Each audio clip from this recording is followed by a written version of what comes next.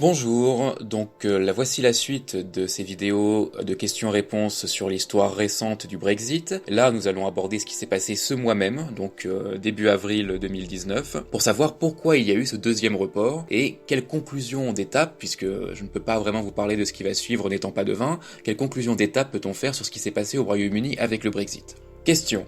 Pourquoi Theresa May a-t-elle décidé de négocier avec le Parti travailliste début avril? Réponse.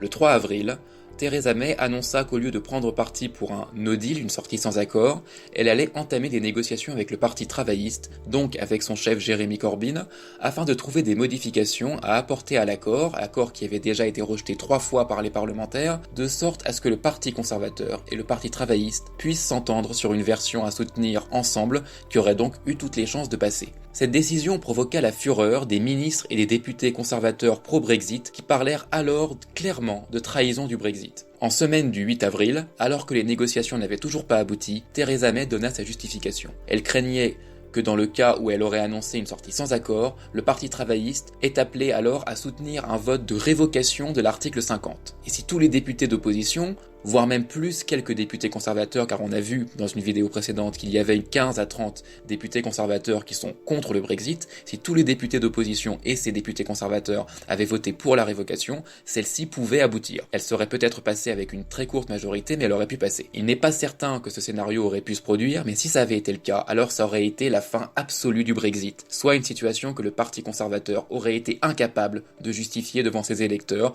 les électeurs qui, comme on l'a vu précédemment, sont toujours très favorables au Brexit. Question. Que s'est-il passé à la Chambre des communes début avril 2019? Réponse. Sur l'accord déjà rejeté 3 fois, il n'y a pas eu de nouveau vote début avril. Par contre, alors que la possibilité d'une sortie du Royaume-Uni de l'Union européenne sans accord, donc le no deal, se représentait à l'horizon du 12 avril, des députés ont tenté de l'empêcher. Le 2 avril, donc avant même que Theresa May n'annonce des négociations avec Jeremy Corbyn, la députée travailliste Yvette Cooper déposa un projet de loi, ou un bill, comme disent les Britanniques, pour obliger le gouvernement à demander un nouveau report du Brexit le 12 avril si une nouvelle version de l'accord n'était pas votée. Donc ça avait peu de chances d'arriver, il y avait peu de chances qu'une nouvelle version de l'accord soit votée avant le 12 avril. Cette proposition de loi fut votée le 3 avril par une seule voix, et confirmée ensuite par l'autre chambre du Parlement britannique, celle qui est purement consultative, donc la Chambre des Lords, en semaine suivante. Question. Pourquoi le Royaume-Uni n'est donc pas sorti de l'Union européenne le 12 avril 2019 ? Réponse. Lors du sommet européen du 10 avril 2019, les négociations entre Jeremy Corbyn et Theresa May n'avaient pas encore été concluantes, donc May demanda un nouveau report du Brexit, car la loi Cooper dont on vient de parler l'obligeait à le faire. Question. Theresa May peut-elle être accusée de trahison de ses engagements politiques? Réponse.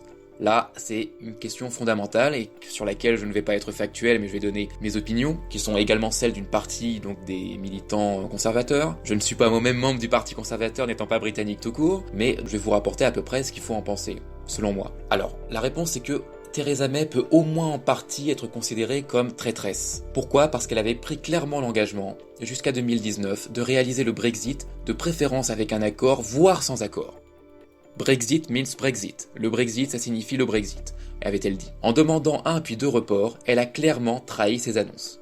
Le fait qu'elle ait choisi d'entamer des négociations avec le Parti travailliste à partir du 3 avril est aussi clairement une surprise avec un sérieux goût de trahison pour son propre parti et l'électorat conservateur. Mais il y a un mais, il y a des éléments de contexte qui doivent être précisés. Comme Theresa May l'a dit elle-même le 8 avril, sa crainte était qu'au moment où elle assumerait une sortie sans accord, un no deal, il aurait été possible que toute l'opposition, travailliste, libérale-démocrate, nationaliste écossaise et d'autres partis se lancent dans un vote soudain pour faire révoquer l'article 50 et donc annuler complètement et sans doute définitivement le Brexit. Rappelons que le Parti conservateur n'avait plus la majorité absolue à la Chambre des communes après juin 2017. En plus, après quelques défections qui ont eu lieu au cours de l'année 2019, les députés conservateurs n'étaient plus que 313 sur 650 au lieu de 317 au 1er janvier. Et parmi les 313 qui restent, il y a 15 à 30 députés conservateurs qui sont remainers contre le Brexit. Il n'était donc pas impossible que, devant la menace d'une sortie sans accord imminente, il y ait une courte majorité qui se dessine à la Chambre des communes pour une annulation du Brexit, et c'est cette volonté d'éviter ce scénario de fin absolue du Brexit qui a poussé Theresa May à travailler avec le Labour. Mais disons aussi que Theresa May est responsable de sa situation de faiblesse parlementaire parce qu'elle a créé elle-même cette situation en lançant les élections législatives anticipées de juin 2017. Et elle est aussi responsable de la mauvaise campagne qu'elle a faite qui ont valu au Parti conservateur de perdre sa majorité absolue. Ensuite, elle est aussi